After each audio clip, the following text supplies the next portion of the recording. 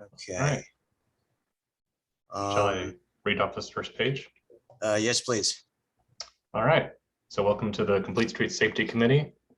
This is our August 30th meeting. This meeting is compliant with the Governor's Executive Order N0821, issued on June 21st, allowing for deviation of teleconference rules required by the Brown Act. The purpose of this is to provide the safest environment for staff, committee members, and the public while allowing for public participation. The public may address the council using exclusively remote public comment options. The committee may take action on any item listed in the agenda.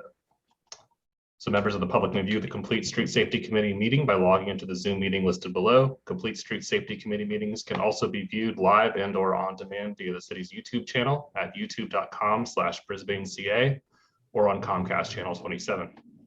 Archive videos can be replayed on the city's website at brisbaneca.org/meetings. To join this meeting by Zoom, you may join at brisbaneca.org/CSSC-Zoom.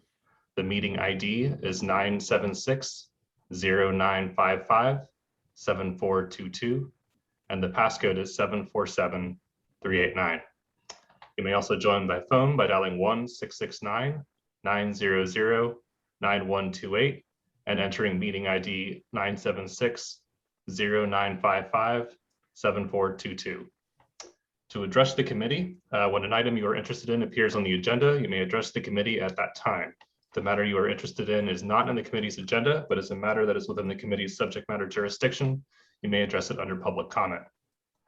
Remote public comments. Meeting participants are encouraged to submit public comments in writing in advance of the meeting. The following email will be monitored during the meeting, and public comments received will be read into the record during oral communications or during an item.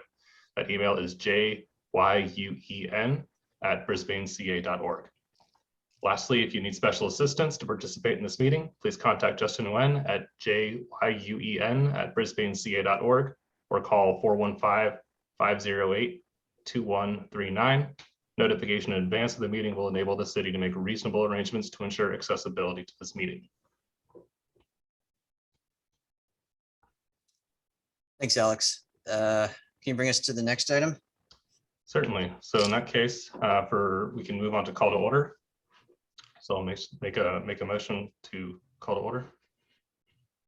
I don't think we have to make a motion for this, but I'll go ahead and get started with the call to order. So let's see. Alex Bain. Here. Alex Lau. Present. James Christie. Present.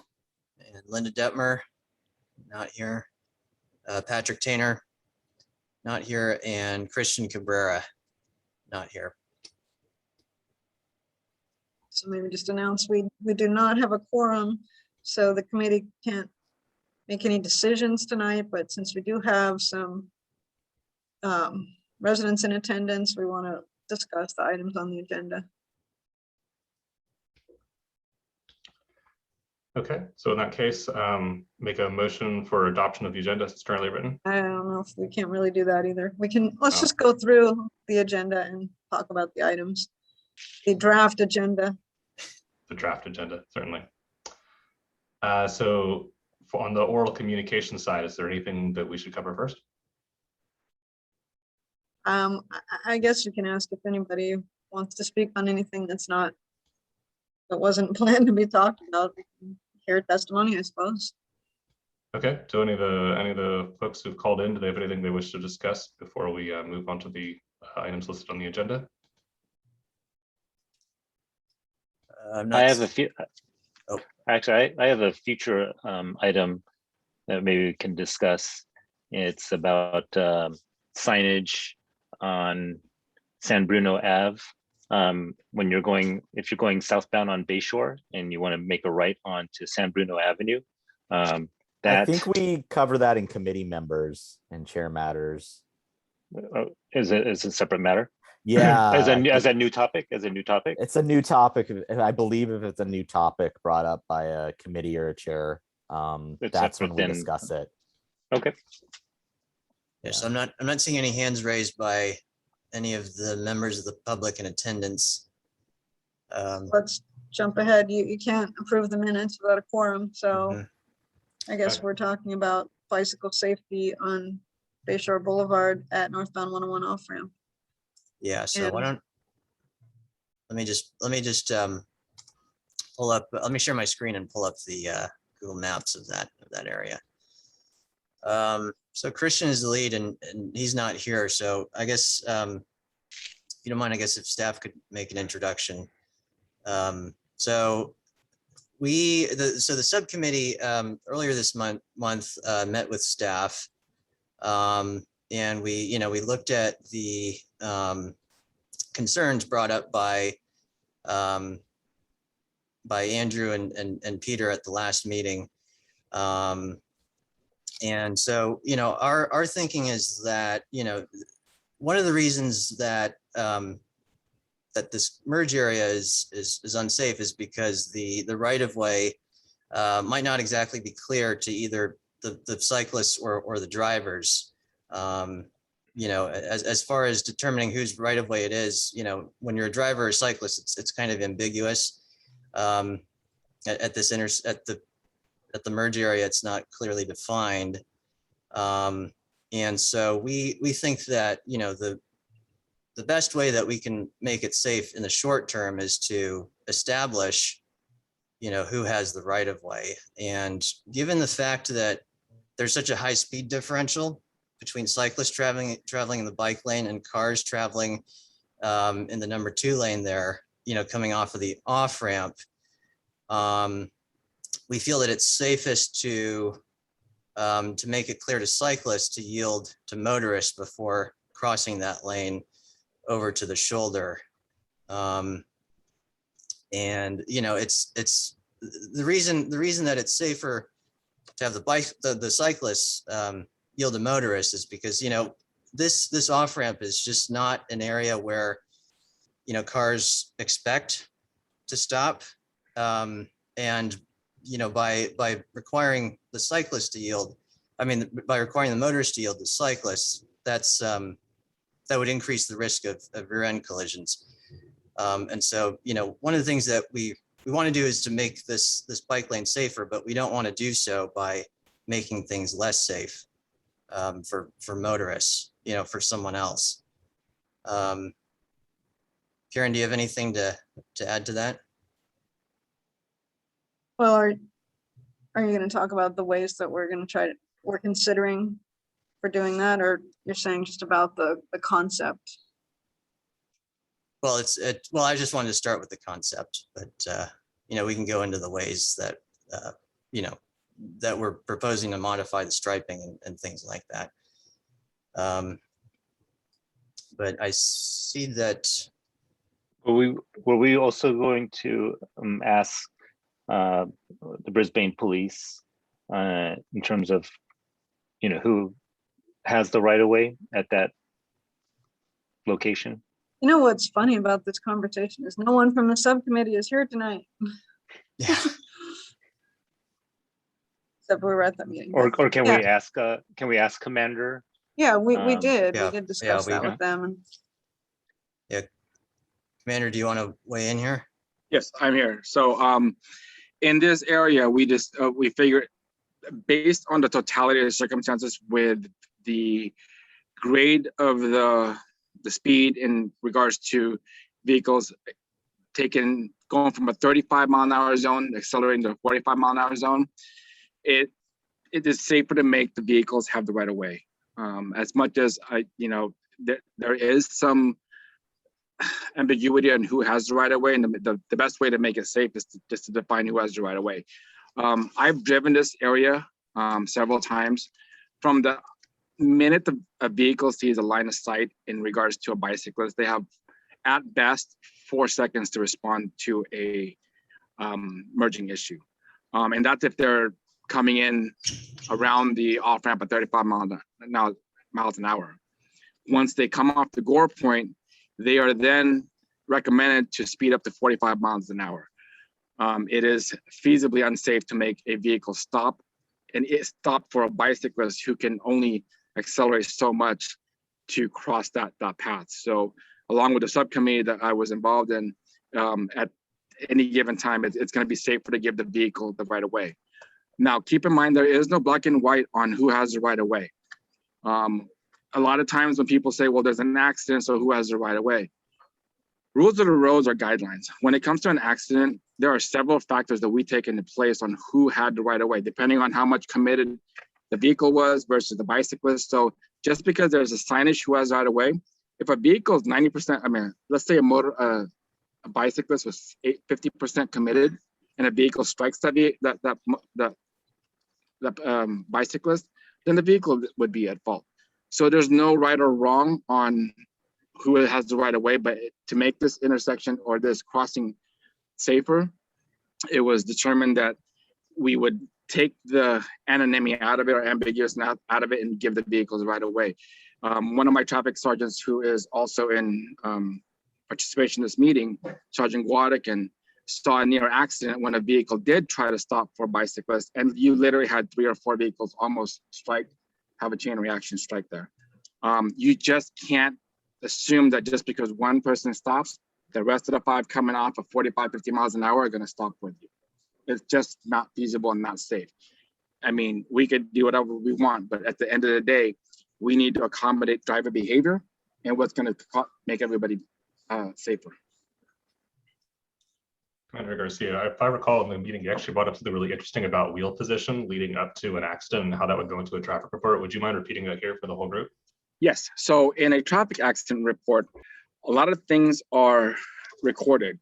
And one of the main factors that are recorded is what was the vehicle or bicyclist doing prior to the accident occurring, or what motion needed to occur. At this point of the roadway, a vehicle would be just going straight. The only way the vehicle would be at fault if we were to put a stop sign. Either not, the vehicle is doing what the vehicle is supposed to be doing. Now, a bicyclist, although arguable, the bicyclist can say, well, they're crossing my lane. If you look at the way this is configured, the bicyclist would have to turn their front wheel to cross over. It is a crossover. If you put this to any jury, that's going to cross over that vehicular lane of traffic. So those items would be recorded prior to an accident, and what caused the accident was, failure to turn, or maybe the bicyclist turning in front of a vehicle. Although the vehicle would have no fault except for going straight. So I see that Andrew Kuhn had his hand raised. I'm gonna unmute him. Robbie has his hand raised. Okay. Too. Up to Sergeant Guadican. And Alex, and I apologize. I was thinking that Patrick was on the subcommittee for some reason. I don't know why I did that. No worries.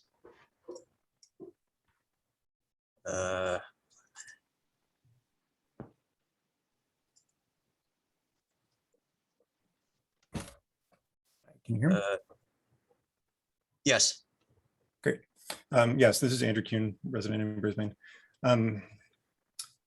All due respect to the opinion of the officers and the Brisbane police, I looked into this as well in the last month, and the law actually looks really, really clear and would favor the cyclist. So however the police department write it up,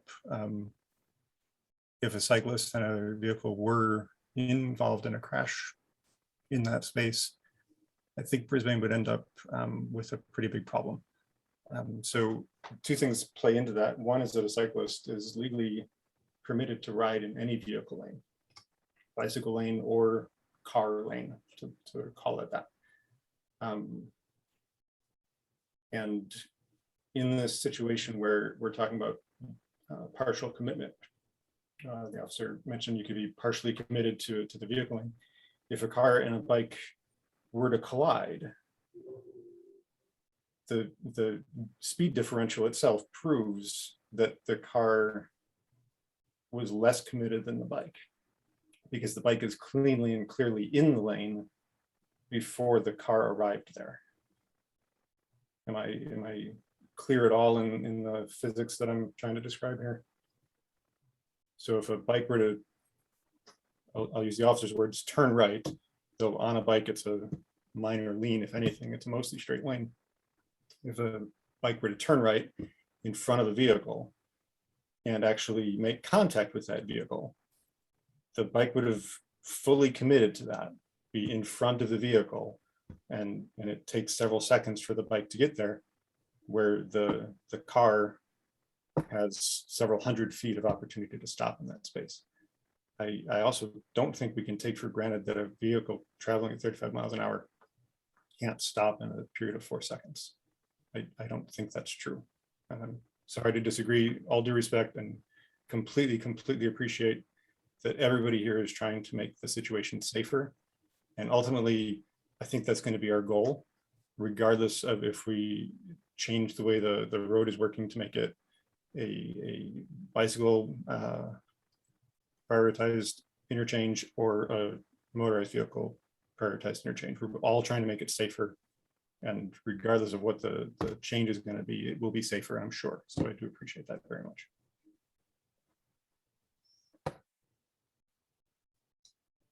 Well, I don't think that any of us want to speak as the city attorney on this. The intention of what was installed was that the bicyclists would yield to motorists, and that's how it was designed, and that is practical because if there is a collision, it's the bicyclist that's going to be in a worse situation. So our goal was to make that more clear to people traveling, to bicyclists, and I guess, and vehicles traveling on this section. And that is what, in the short term, we're going to try to do. A number of measures we talked about. So some of the changes that we had proposed making in the short term involve, pavement markings and signage, pavement markings in the bike lane and signage in advance of the bike lane, letting cyclists know to yield before crossing the vehicle lane into the shoulder on the right. So that is, and then also we had talked about, looking into replacing the warning sign on the bridge that basically describes that shows the merge area where the off ramp converges with the bike lane and Bayshore Boulevard. So at this point, that's sort of, as Andrew brought up in the last meeting, with the proposal to put in the two-way bike lane on Bayshore or the undercrossing, those obviously aren't impossible to install, but obviously that's a huge amount of financial resources, and I think that we would have to think about our priorities as well as the time that we have. Because the striping and signage modifications are something that we can reasonably implement in the short term. And then also, as I mentioned in the last meeting, there's a chance to comment on a potential proposed reconfiguration or relocation of the 101 overpass or the off-ramp coming off of 101. Related to the managed lanes project. So there will be a chance there as well to make sure that the bike crossing at that location is brought up to an acceptable Caltrans standard and is made safe for both cyclists and vehicles.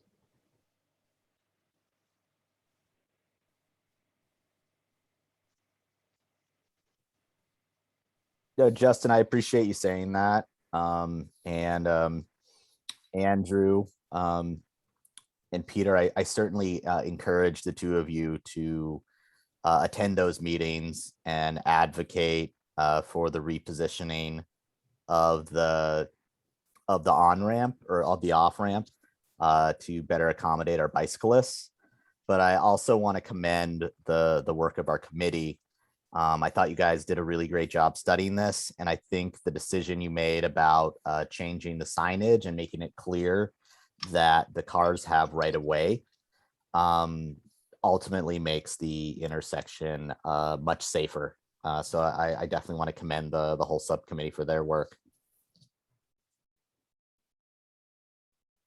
I think Andrew Hume's got his hand raised again. I'm not sure if that was an additional comment or if it was. Yeah, I was actually, if you don't mind, I was going to ask, did the subcommittee consult any traffic or bike attorney? Because I just did a quick ping to the Bay Area Bike Law and they cleared this up really quick and really effectively.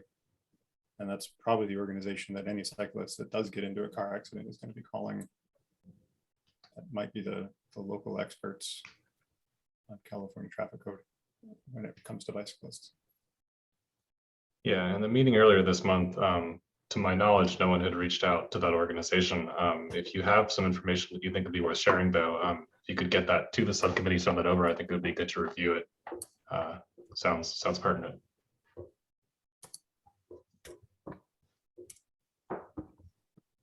Just put their link in the chat here. They weren't going to go on record without payment, so might be a small fee from the city. Sure. Well, thanks for sending that over. I think I would expect the subcommittee to probably meet again. So when we meet again, we can review this link in the meeting.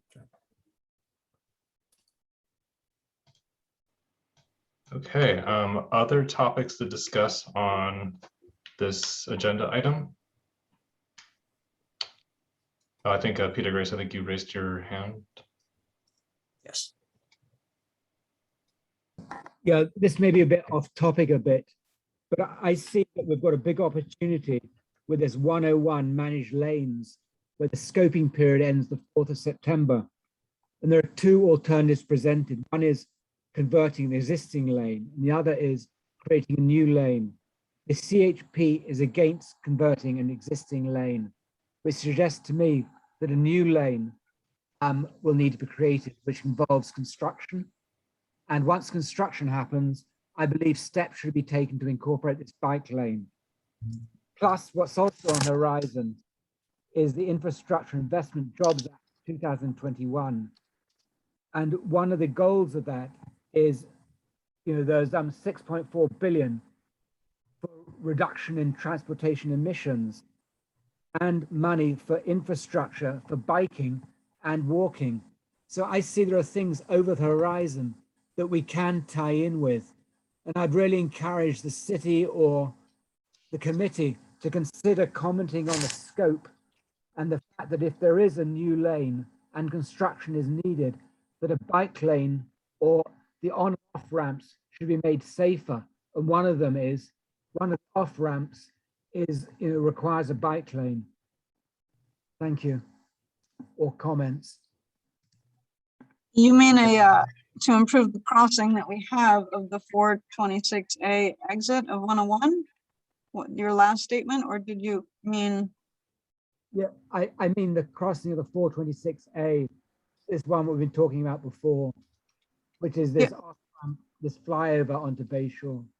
Yeah, and go ahead. I hear people saying there's no money to make a bike lane, and I can fully understand that. My feelings are there is money sloshing around elsewhere. The question is trying to get determination. Indeed, we should go and do something about it and make it happen. So this is obviously a longer term solution. Right, because that project's a few years out. But yeah, I had emailed you back that the city of Brisbane is officially commenting that if Caltrans moves that off ramp, that they should make a safe bicycle crossing to their Caltrans standard, requesting that. Can I ask, why does it just have to happen if they move the off ramp? Surely if there's construction as well that's going to happen for the new managed lane, it should be tied into that. And there's nothing in the scoping about improving safety for bicyclists or anybody else. It's all about more throughput and more mobility along the corridor. The scoping is surely lacking. The scoping comments need to be made, I think, by the 4th of September. So I feel that I'm actually writing them now. I'm saying as part of Brisbane, there are several things going on. One is the freeway is going to make more noise in Brisbane. And how do I know that? Because I've done studies using data from the airport noise monitors that show the fluctuation, the base noise going up and down during the day and night. And I feel that, part of the Title VI comments is about identifying impacted residents and communities. So I'm trying to identify, yes, the impacted residents in Brisbane are because of increase in noise, and the communities, the bicycle community is affected. So I feel there's an area here where the city could take a stronger stance to go and say that, yes, that, the scoping needs to be increased beyond what it is. And as an aside, I'm sort of particularly upset that here we are in this Jobs Act of 2021, trying to reduce transportation emissions at the very time that this 101 managed lane project north is increasing emissions by getting greater throughput. There's something drastically wrong where what was appropriate and good 2 years ago is now being discussed now as not being appropriate. And just because the funding has been found for the 101 managed north lane conversions, that it should go forward. I think there should be a pause on this, and the two parts put together, the funding for the 101 north managed, and also this Jobs Act, the 6.4 million for transportation projects to go and reduce emissions. So for the managed lane project, if I may respond, our understanding from meeting with Caltrans or CCAG staff or both is that by a managed lane reduces emissions by decreasing congestion. So yeah, we all understand and we all want everyone to get out of their cars. I'm with you, and I wish it were safe to ride everywhere on my bike too. I'm not sure if one lane is converted, and that is how it was presented to us. So I'm not sure that if they are studying adding a lane, I find that surprising because it would require infill of the bay. It seems a little radical, and it doesn't seem really feasible that would happen. That if they are converting one lane to a managed lane, an existing lane, I'm not sure there's a nexus to ask for modifications to an on-ramp if it doesn't need to move. That's how we're seeing it. I mean, I wish explain too. differently. Yes. Karen, Sorry, Carrie. I didn't mean to interrupt. Let's let that. Andrew speak, Peter. So as I understood it, the 101 project had 3 options: to do nothing, to convert one lane, or to add one lane.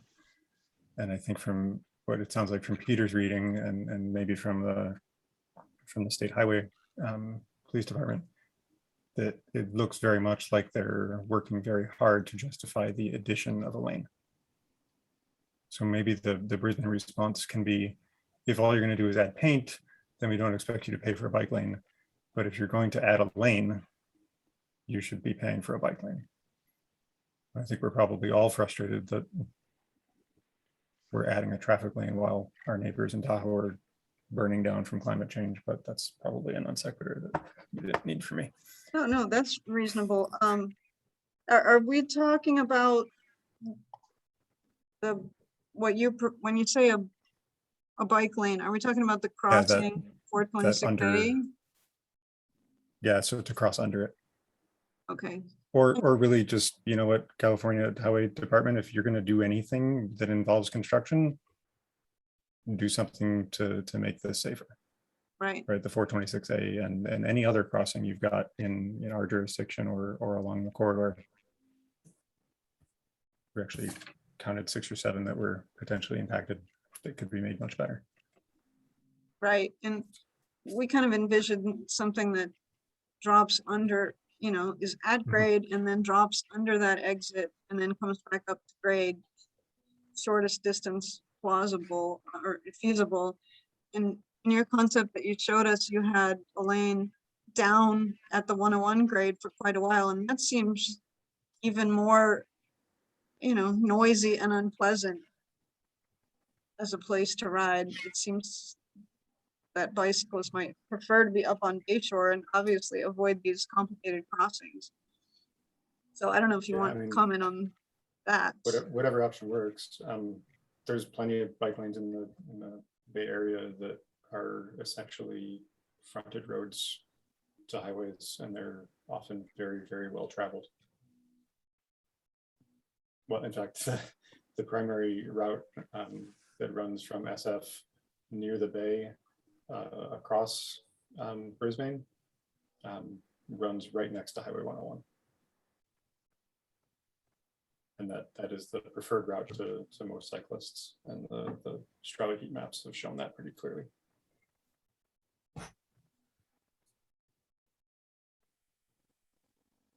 The subcommittee also talked about that, I think maybe this was what Justin was asking me to bring up earlier, and I didn't understand, was that this bike lane, we'd love to make that crossing better. No question, no disagreement from staff, and I think the committee too. But when this was built, Bayshore, it wasn't intended for a beginner or beginner cyclist or a family. It was commuters that were experienced cyclists. I mean, we all know that there's I'll never ride a bike. I'd like to, but I'm uncomfortable some places, and I'm kind of comfortable riding. If you give me a shoulder or a way to get through, I'll ride on any street. And it's kind of common that the higher, by design, the higher the speed of the street, the wider the shoulder is. So, everything's a catch-22. I can ride with low speed traffic, but I don't have much of a shoulder. Or if I'm willing to ride with higher speed traffic, there tends to be a wider shoulder or a bike lane, just as a rule of thumb. But the path, there still is a path south going over Tunnel, Lagoon, and Sierra Point over to the Bay Trail. Is that undesirable because it takes quite a bit longer to get to Point South?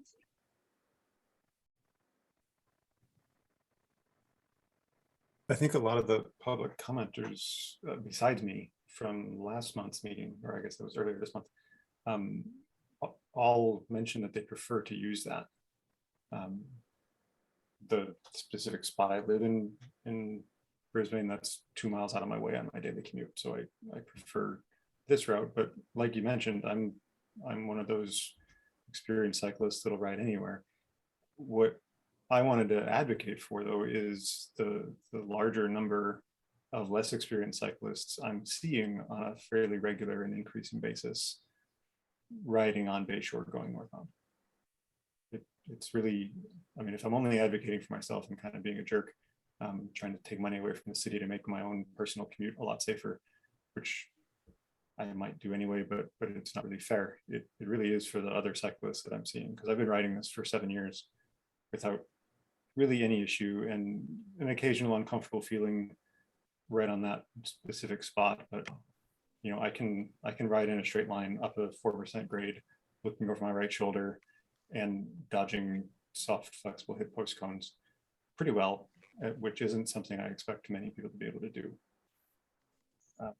It's those other riders that I see stopping at the front of that, weaving and wobbling around while they're trying to get up that green section.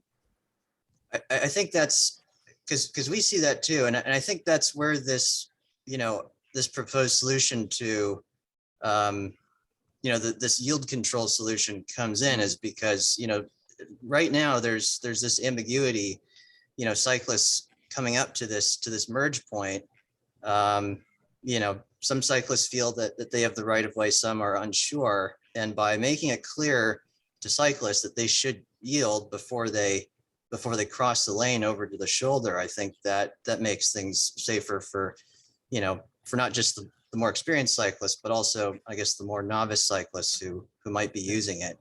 Because I think it's, when you, as a cyclist, when you get up to that point where the green lane begins, and where, you have cars coming parallel to with you in both directions, it would make, it makes sense that you would look over your shoulder and time the gap correctly, such that you're able to cross over safely.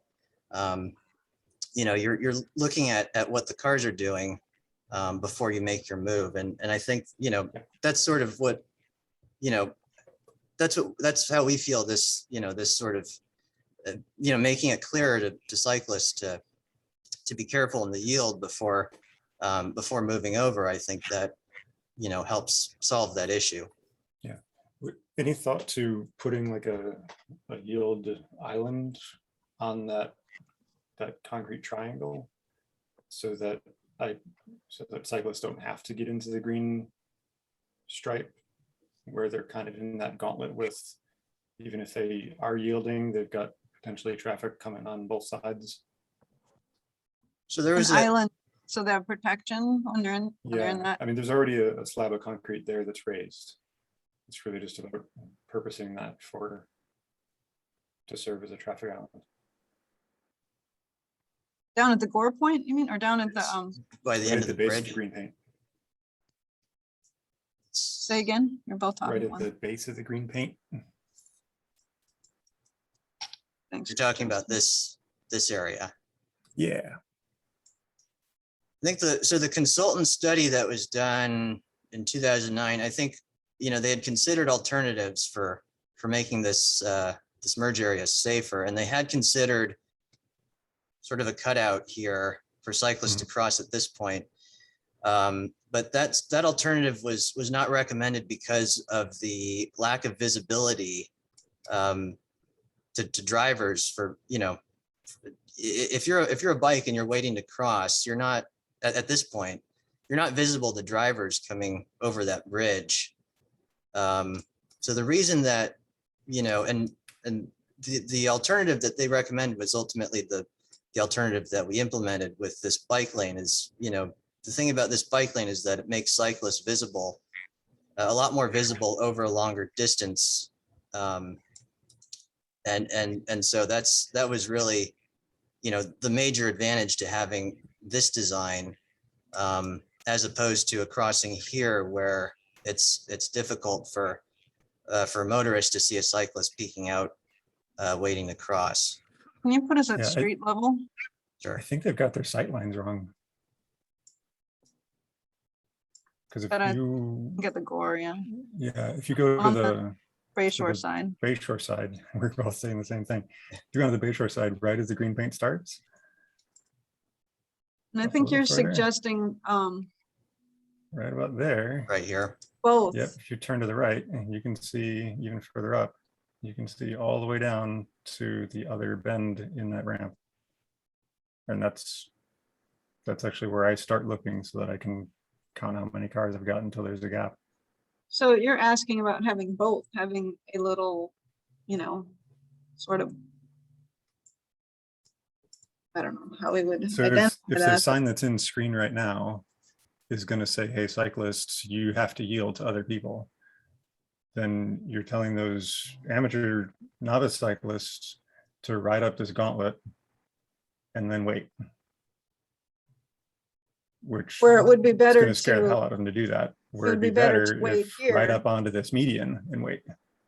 yeah, if you're gonna wait, which I think that's not incorrect. I think that's what we would have expected. Someone that wanted to stop and get a better look, not trying to balance on their bike and find a place to either run across or get back on their bike and ride across. Mhm. The inference is that they could do it anywhere along this green lane. They could switch lanes over to the shoulder, but yeah, there might be something that we could Yeah. do with some kind of identifying information here. And I would add a curb cut so they can roll up onto it. Obviously, yeah. It's like a cutout of some kind. Yeah. To be able to cross there. Yeah, maybe back a little bit by the sign, and actually not necessarily to go down, just to come up onto it. Well, I think you'd want one to get out of it also. Do you want them riding it, or do you want them to walk or run? Oh, well, that's true. That's true. Good point. Well, I think that we'd want to, look at that a little bit.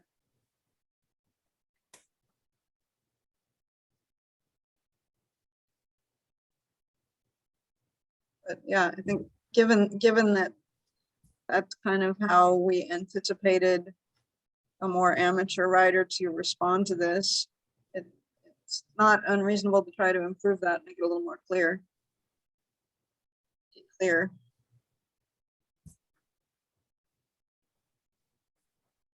Yeah, so I guess we'll, we'll reconvene with the subcommittee and maybe look at ways to make, see what we can do with this area as well. Are there other thoughts or comments from either the committee or guests tonight?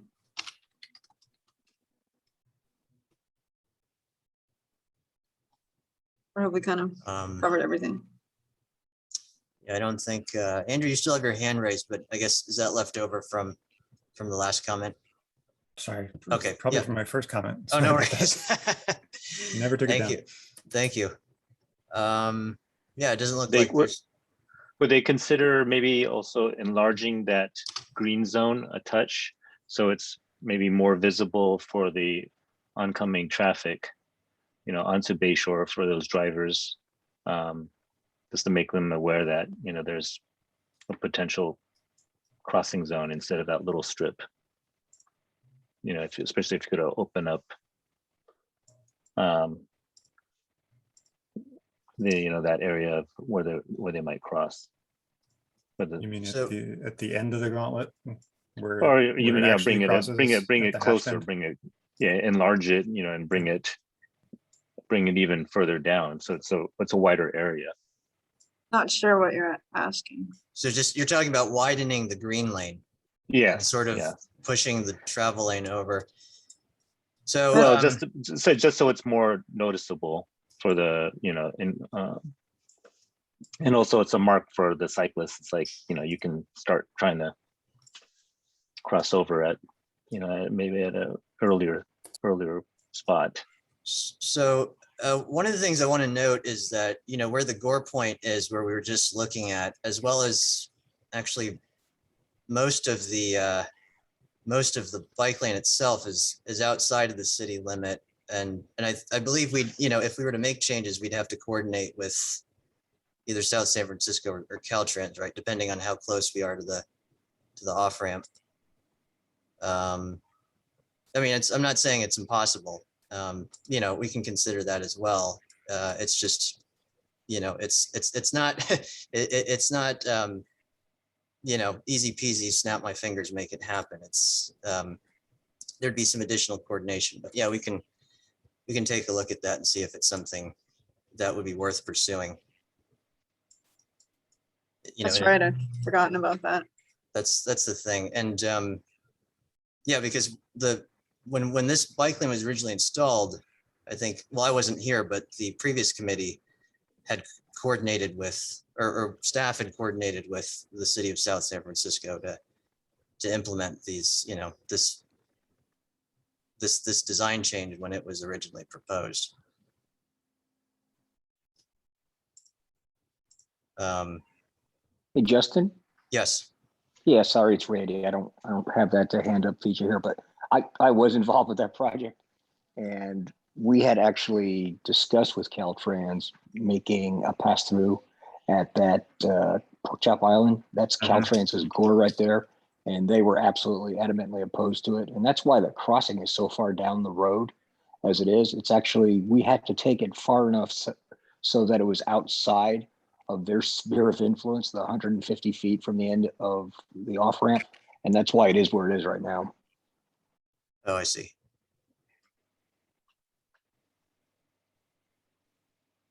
Yeah, so I guess as far as the, yeah, I mean, this is one of those things that's, it's out of our control. It's, yeah, if that gore area is in Caltrans jurisdiction, it's kind of, it's unfortunately something that we don't really have a handle on. I don't know if it's worth talking to them again, but it sounds like, once they've made up their mind about something, they're usually, it's not something that they're willing to adapt to.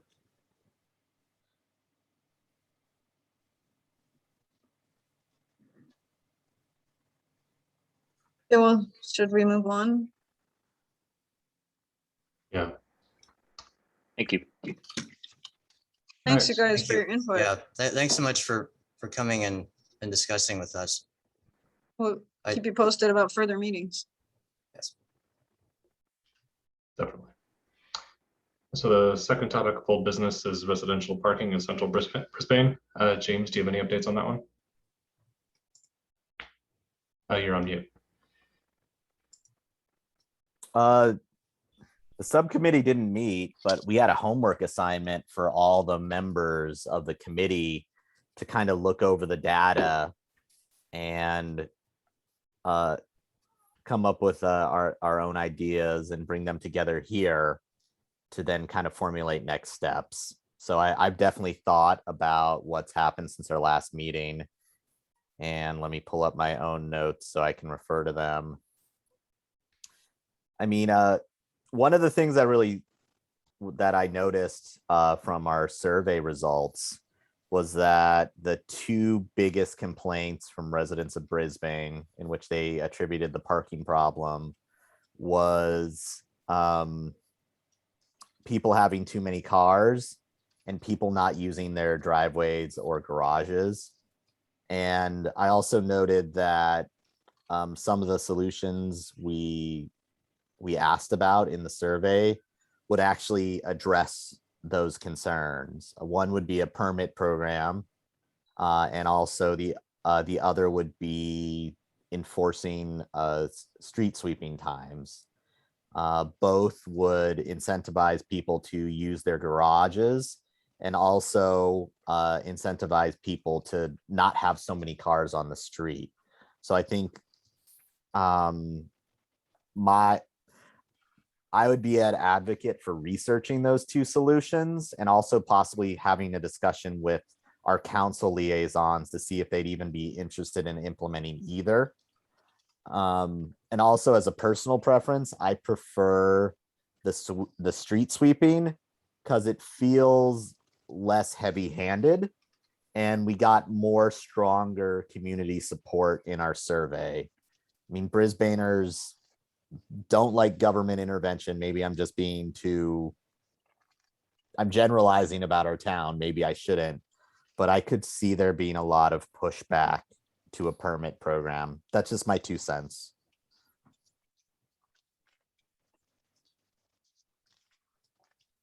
Yeah, I mean, generally speaking, I think that enforcing street sweeping times is a reasonable way to get started. I mean, I think that'll at the very least like help some cars move and, you know, keep folks from doing like long-term parking. I guess personally, I'm not super opposed to a permit program. I feel like parking permit programs exist in many places across the Bay Area. And since parking is tight here, we wouldn't be like the only city around to have a permit program. But I have no idea what that would look like. I have no idea what enforcement costs would be. I don't know if there's any appetite for that. But generally speaking, I feel like I'm used to parking permits, so I wouldn't be totally opposed to seeing one in town, I guess.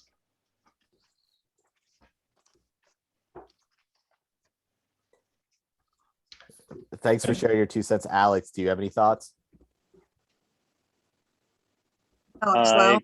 Yeah, Alex Lau. Yeah. Sorry, Alex Bain. Alex Lau. No problem. I would, you know, I ultimately, I think probably have to go to some, probably a permit program. You know, if you had restricted hours without the permit, you know, I don't live in downtown Brisbane, so, but if I did and had to move my cars or something like that, you know, very often I'd probably be more frustrated with that than having a permit.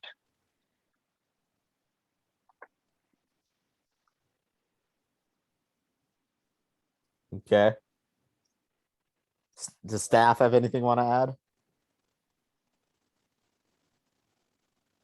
Well, we're gonna try to get something, or we already are trying to get something set up with the liaison so that we can get us, you know, a soft look at their feedback. Yeah, and I'd certainly want this to be run by them and to get their feedback for sure. So I think on the staff end, we want to look at what the you know, resource impacts are. Is it more cost, more staffing? What would it take to do each of those, so that, because I would expect council to want to know that before they passing one of our recommendations. Curious, maybe a question for the commander. Are there parking restrictions in terms of, length of parking on the streets in Brisbane? And is it different there than it is at the Ridge? There is. So parking restrictions currently under vehicle code 2261K, I believe, only allows a vehicle to be parked for 72 hours at the longest, unless there is a ordinance set up where they can park longer than that. But generally 72 hours. So that's anywhere in Brisbane, Correct. but it's not enforced currently, unless somebody called the city and then the police department came and marked it with the orange sticker they put on the window. Correct. We're traditionally been complaint driven. So unless we get a complaint, then we address the issue at that time. And then even at that time, we still determine whether the vehicle truly has been parked there or has just gotten there and they just want to make sure it moves. But we definitely still, under the vehicle code, it gives us limited abilities to make sure that it's abandoned and it's just not parked. But obviously, if someone's been parking over a week, then we address that issue.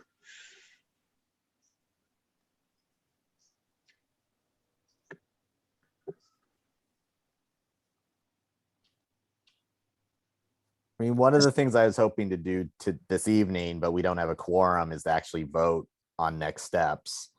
But we're gonna have to table that until we have a quorum. But do we need a quorum? I mean, when are we gonna be meeting with the council? When will Alex and when will the chair and the vice chair be meeting with the council liaisons? Oh, we're trying to figure out whether it makes sense to have the council liaisons come to the meeting with everyone, like we did before. Since this parking issue is a subcommittee that, it seems like it'd be valuable to have the parking subcommittee participate in that conversation. So Definitely, I hear you. so if it works like that, we would try to see if they can come to our next meeting. Okay, all right. But yeah, we can't as a subcommittee really come up with any recommendations or anything since we don't have a quorum. Tonight. No. Yeah.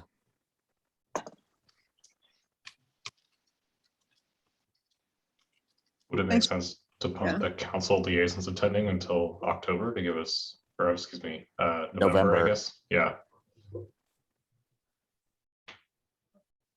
Wait. Hold on. Oh, right. Yeah. No, October. October will would be our next meeting because one. this is our September meeting. I mean, yeah, I would like to get like kind of a vote on where we're heading as a subcommittee before we talk, or as a committee before we talk to our council liaisons. That's my thoughts on the matter. Yeah, it's true. It's not, everything is, all of the ideas are not unanimous, are they? Yeah, like I don't want to go to the council and say, hey, we're thinking this. I kind of want more like, hey, this is the direction we're thinking of heading. What do you guys think?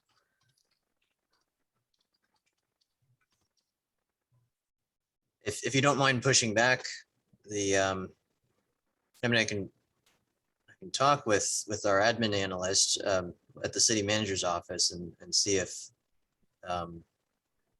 if we'd be able to push that back to November as you're requesting, given that this is a high profile, agenda item, so that the committee as a whole, as a quorum, can really, agree and focus on, on a specific set of proposed recommendations before discussing with the liaisons. So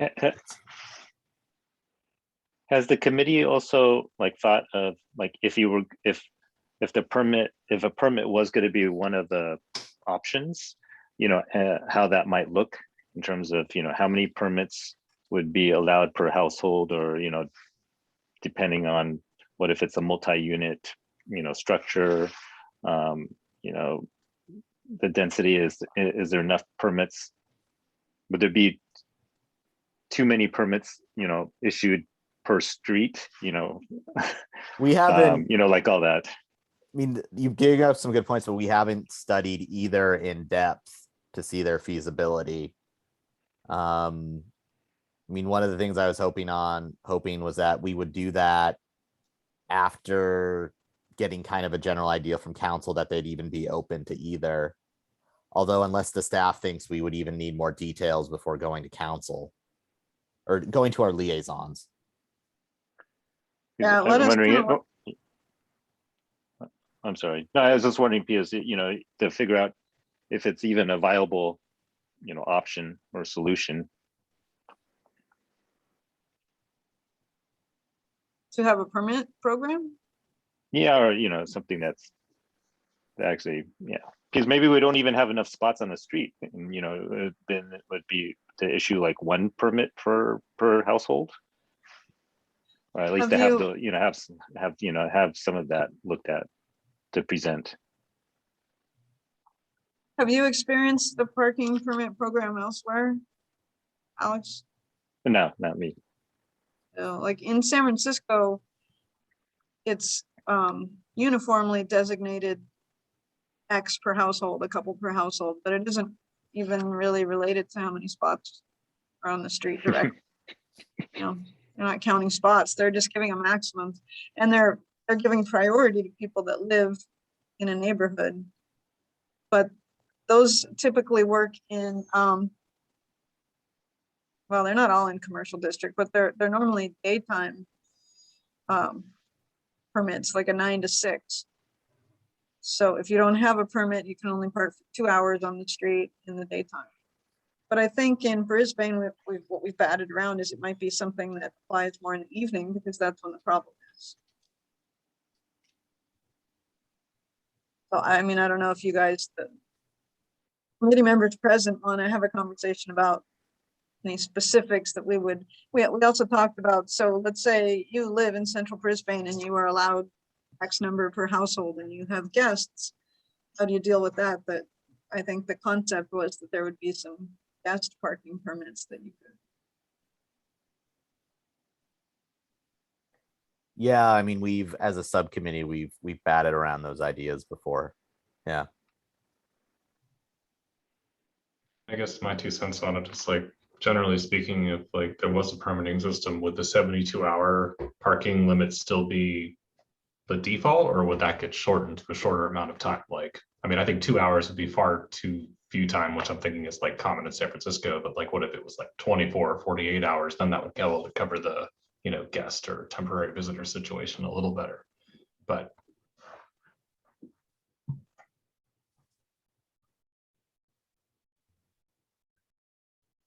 I think that's details that would still have to be looked into. If I don't think we're completely sure that the community would in majority be in favor of it.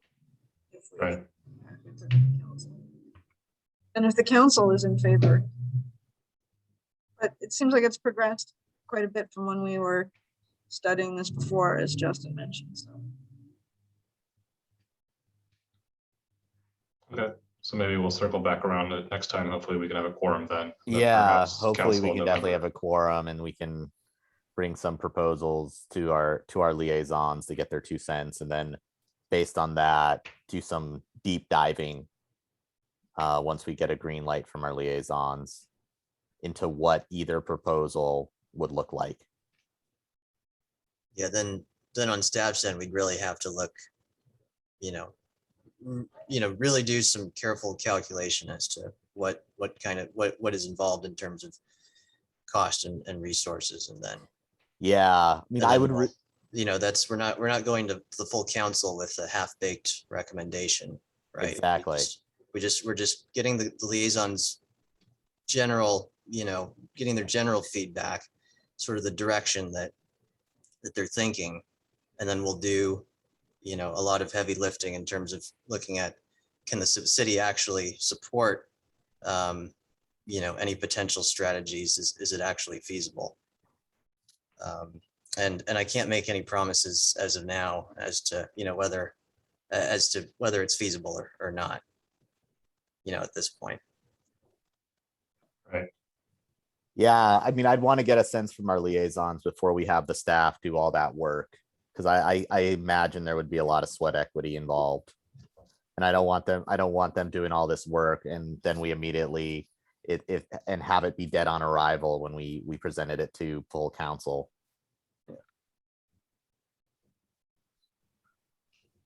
Okay. Anything else to discuss here, or is it a good time to move on to the next topic?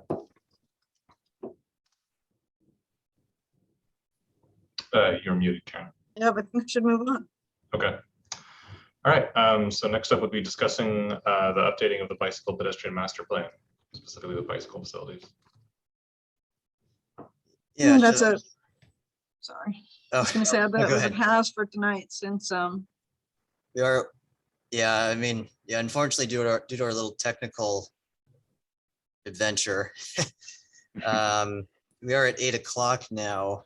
So does the committee want to sort of talk about this item, or do you want to wait until the next meeting?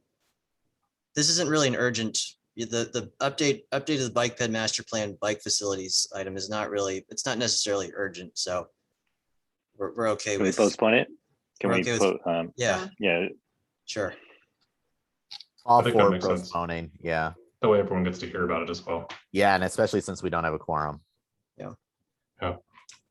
But I encourage everyone who is here to take a look at, I guess I sent it a while. It's been a while since, since we've even had a chance to talk about this. And so I did send out a couple of pages from the master plan that show the existing bike and ped facilities and the proposed. So if you, between now and the next meeting, if you could just take another look at that, if you haven't already, and think about, any gaps in the bike network that we should be addressing, any policies or programs that might be relevant now that might not have been considered when the plan was being developed.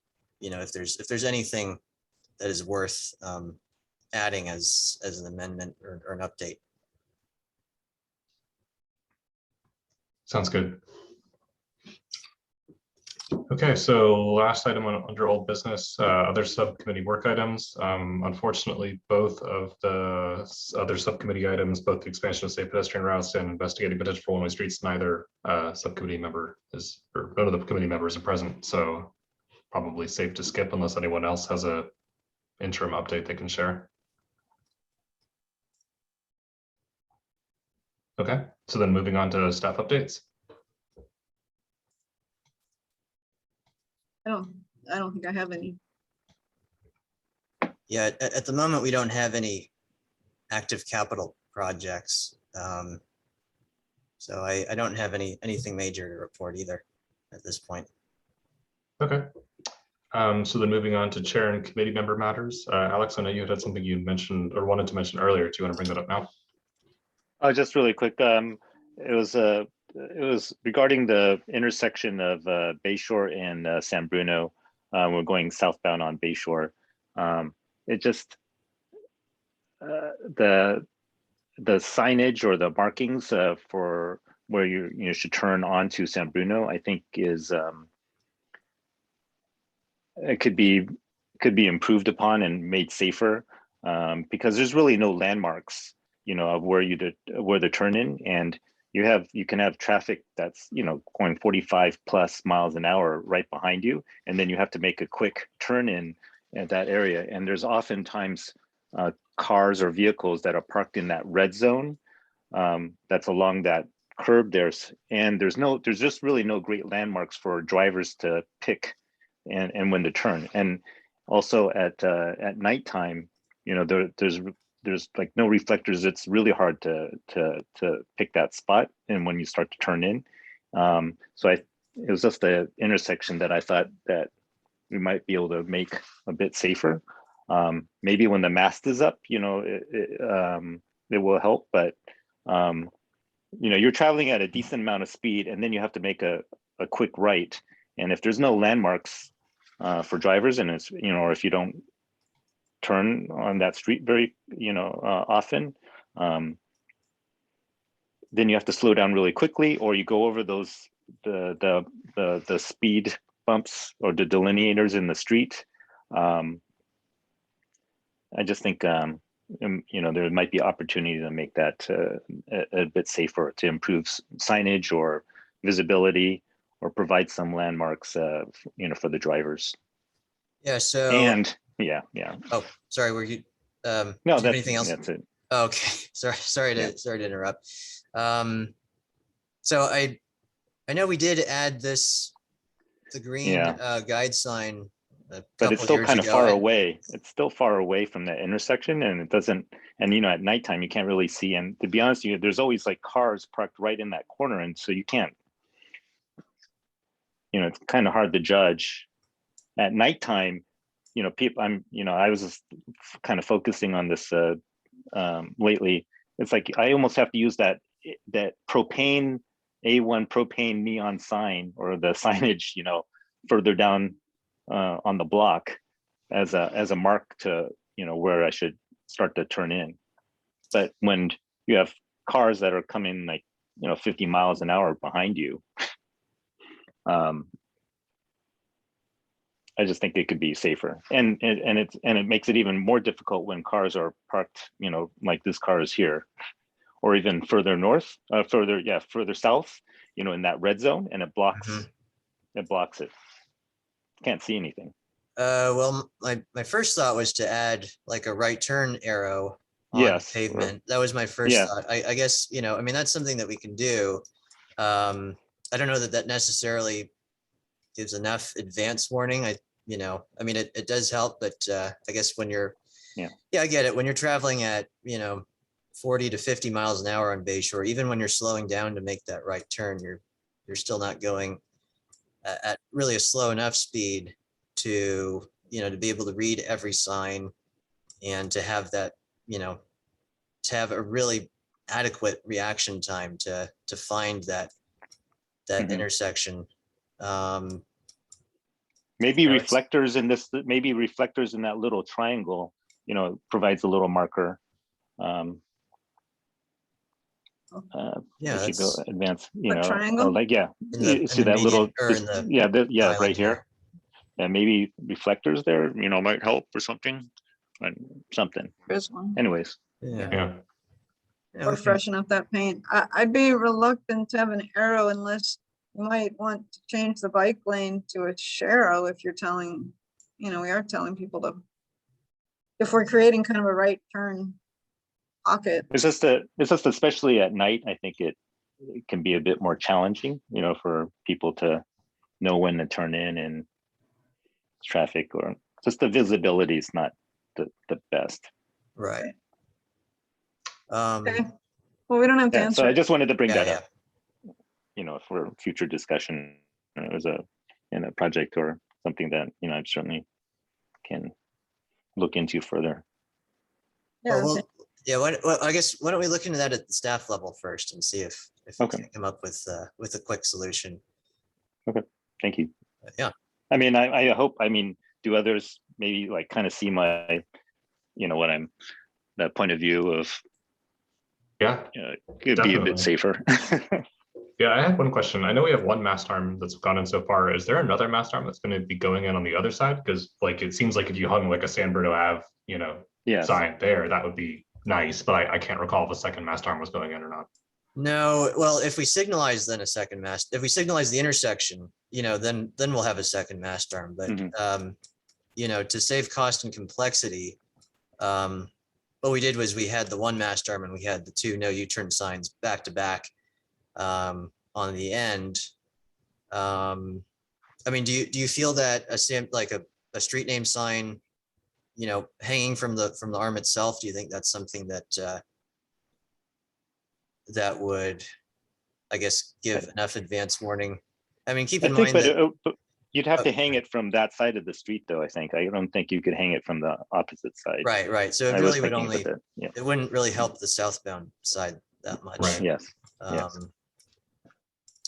Yeah, it's, we do have the advanced sign out here, but like you were saying, it is kind of far. But as far as, you know, maybe some striping modifications to the lane here itself, you know, that's something to look at. But the sign was placed as prescribed for the speed limit, right, Justin? Yeah, so the size of the sign itself and the lettering. And the distance from the intersection.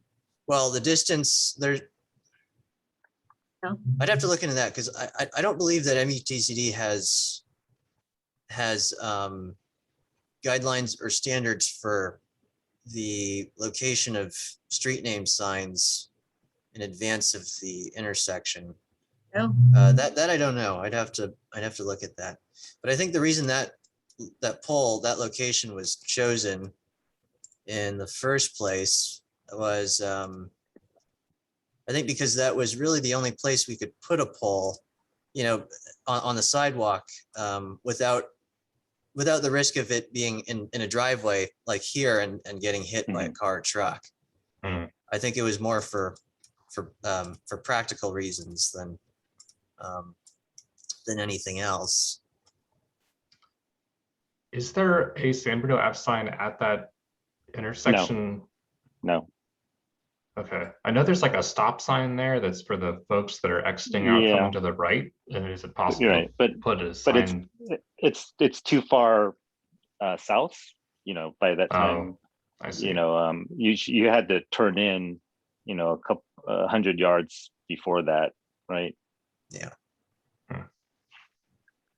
And even if we could put a street name sign here, it wouldn't be large enough for someone on Bayshore to be able to read at speed. Fair enough. You know, that's why we have the advanced sign. Well, let us take a look. Yeah, thank you. Thank you. We'll scratch our heads on this. Okay. Awesome. So I think at that point, unless there's any other chair or committee matters to discuss, then I will make a motion to adjourn for the evening.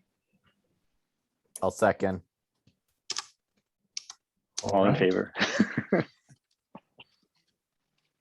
All right, thanks, everyone. Hey, Thanks. night, Thanks, everybody. Sorry again for the Thank you. technical difficulties at the beginning. No worries. That's Have it. Computers are hard. All right. Okay. Bye, Have a good night, everybody. guys. Bye. Good night. Thank you. Thank Have you. a good night. Thank you. Thank you.